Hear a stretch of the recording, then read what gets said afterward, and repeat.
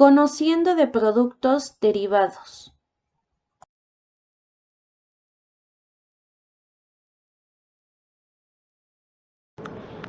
Un derivado financiero es un activo financiero cuyo valor proviene de los cambios del otro activo llamado activo subyacente, es decir, el derivado tiene su origen en el activo que lo genera. Por ejemplo, el oro, el futuro financiero sobre el oro. El futuro financiero es el instrumento financiero, mientras que el oro es el activo subyacente. Existen multitud de posibles subyacentes, materias primas, índices, valores de renta fija y renta variable, tipos de interés, tipo de interbancario, entre otros. Los derivados financieros se usan para cubrir inversiones y para especular. De este modo, si un operador desea especular sobre un derivado, podrá obtener ganancias si el precio de su compra es menor que el precio del activo subyacente.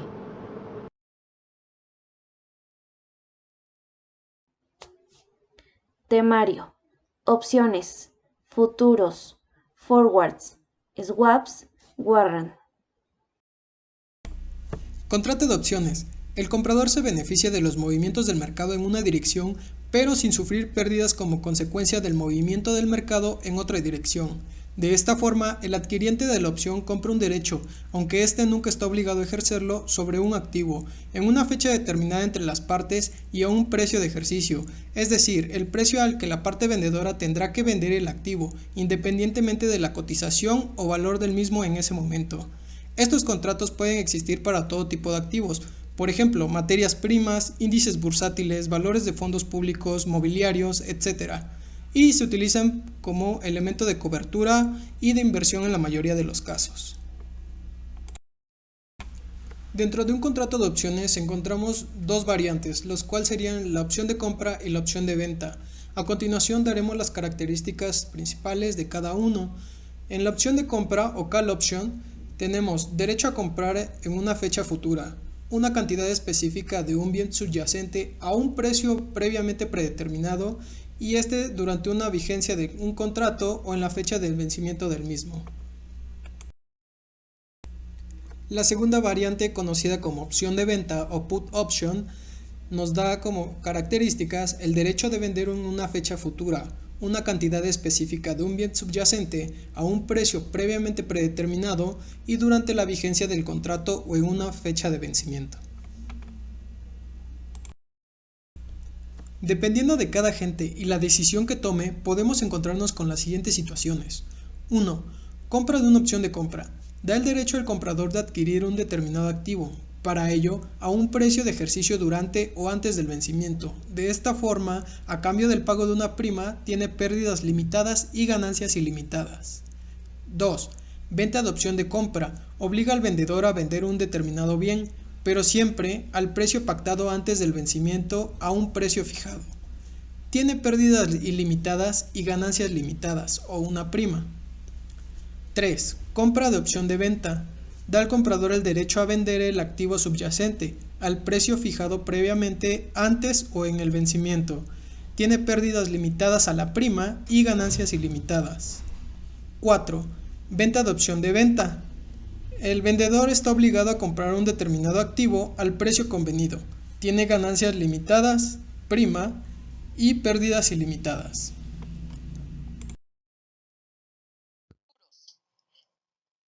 Un contrato o futuro es un acuerdo entre dos partes para comprar y vender, ya sea un bien determinado subyacente en una fecha futura especificada y a un precio previamente acordado.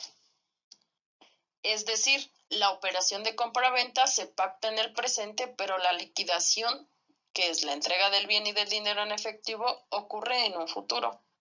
La diferencia entre un futuro y un forward consiste en el que el primero es un contrato estandarizado que se cotiza en la bolsa organizada, en el cual se especifican la calidad, la cantidad y la entrega del producto, así como la vigencia del acuerdo. El precio del contrato se determina en función a las fuerzas del mercado, mientras que el segundo es un pacto bilateral fuera de la bolsa, ultra versátil. En los contratos futuros, las operaciones deben liquidarse a través de una cámara de compensación que elimina el riesgo de la contraparte. porque el participante debe realizar un depósito de buena fe a efecto de garantizar la transacción que se cumpla. A este depósito se denomina margen o aportación inicial mínima, AIM, y en el caso de los movimientos de los precios sean adversos, el participante en el mercado y el margen depositado originalmente no sea suficiente, la Cámara de Compensación emitirá una llamada de margen. Esta llamada de margen consiste en solicitar al tenedor del futuro un depósito oficial y adicional que cubra los montos mínimos establecidos por la propia Cámara. Por eso es necesario tomar en cuenta que los mecanismos de futuros en ningún momento desaparecen el riesgo inherente de la fluctuación de precios, sino que éste se transfiere a los agentes económicos que busca la cobertura de los inversionistas o especulaciones que buscan realizar garantías extraordinarias en función del riesgo que estén asumiendo.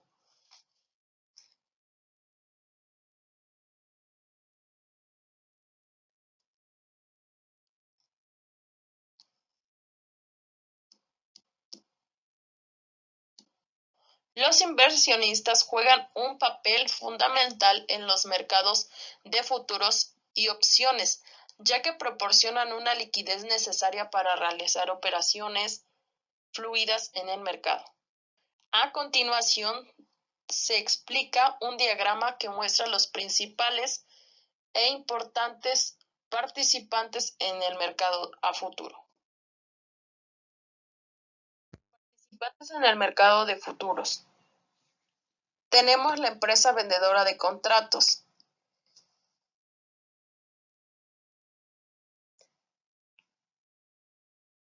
El coberturista, hedger, una persona cuya motivación primaria no es buscar ganancias, sino reducir el riesgo de sus movimientos adversos con el precio en un valor.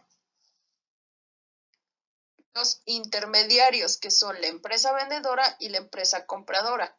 La cámara de compensación y el especulador. El especulador es una persona física o moral que no desea cubrir sus riesgos, pero compra y vende contratos de futuros con la esperanza de obtener una utilidad anticipando el movimiento del mercado o realizando arbitrajes. El receptor del riesgo, que no quiere el hedger, generando gran liquidez en el mercado. Hablemos de otro de los instrumentos financieros derivados mejor conocido como forward. Estos son un contrato a plazo que se puede definir como un acuerdo bilateral de intercambio de un determinado activo. Claro, a un precio y por un importe que se establecen en el momento de formalización del contrato, pero que tendrá lugar en un momento diferido en el tiempo, más allá de los plazos establecidos en la negociación del contrato para dicho activo, y denominada fecha de vencimiento. Los forwards se utilizan para cubrir riesgos en productos básicos, tasas de interés, tipos de cambio u acciones.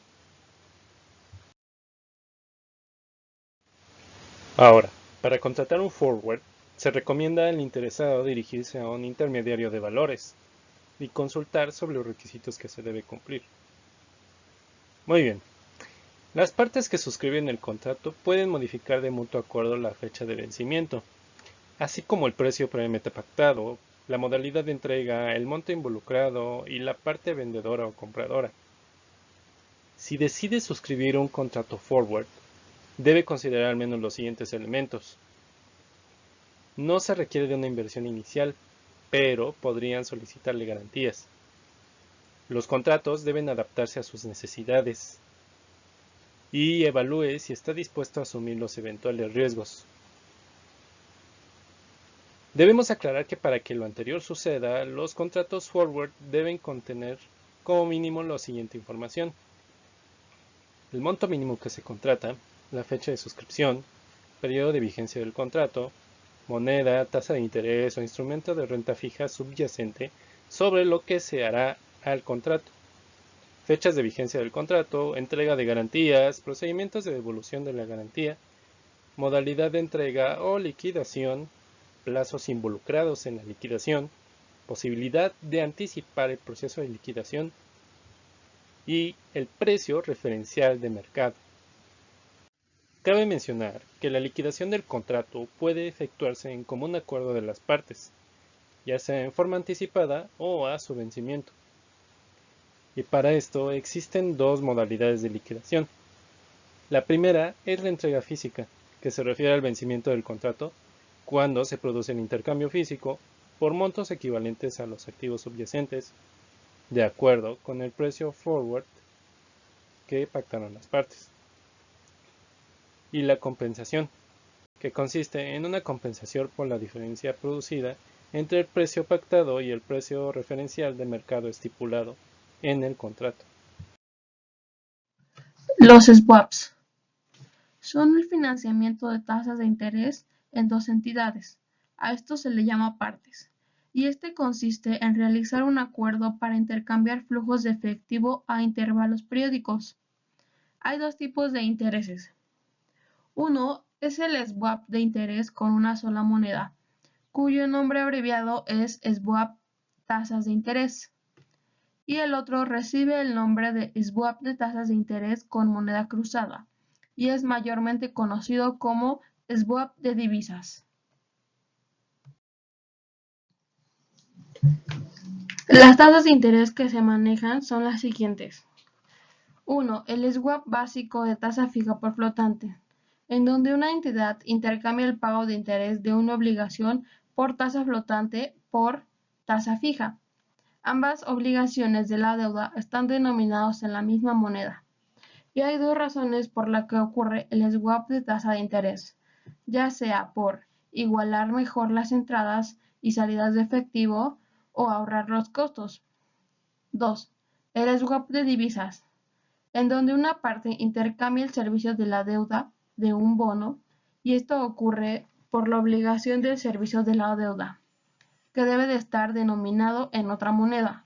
Las principales monedas que estaban denominados a los swaps de las tasas de interés y de las divisas eran el euro, el dólar estadounidense, el yen japonés, la libra esterlina y el franco suizo.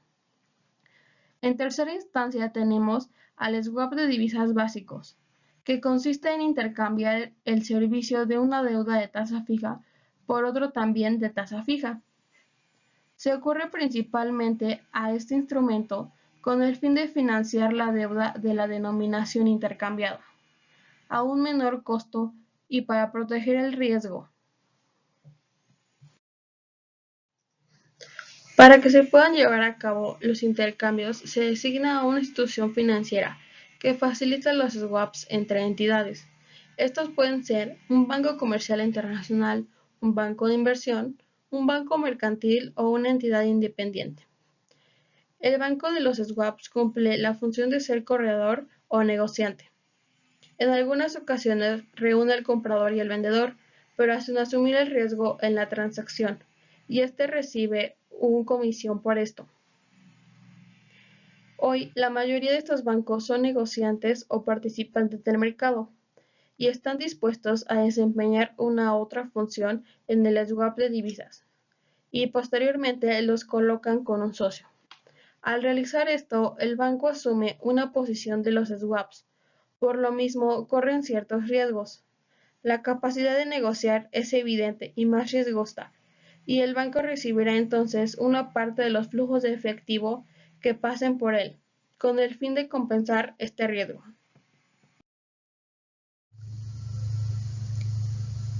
Producto derivado warrant.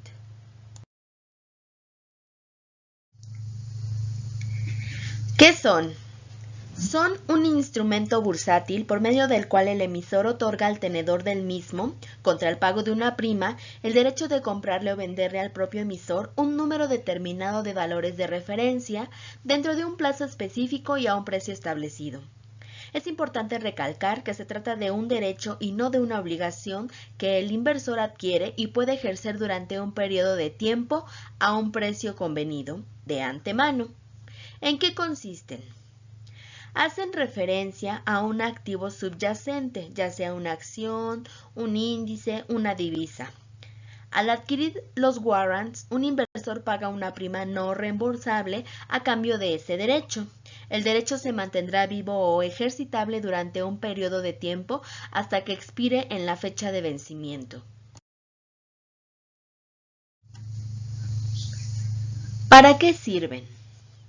Permiten obtener rendimientos en función de la evolución de dicho subyacente sin tener que operar directamente sobre este. Al ser una inversión que no requiere de grandes importes, se puede optimizar la diversificación de la cartera tan necesaria a la hora de planificar las inversiones. ¿Y cómo se utilizan? El warrant en un mercado secundario puede ser vendido por el primer tenedor a un segundo tenedor y así sucesivamente.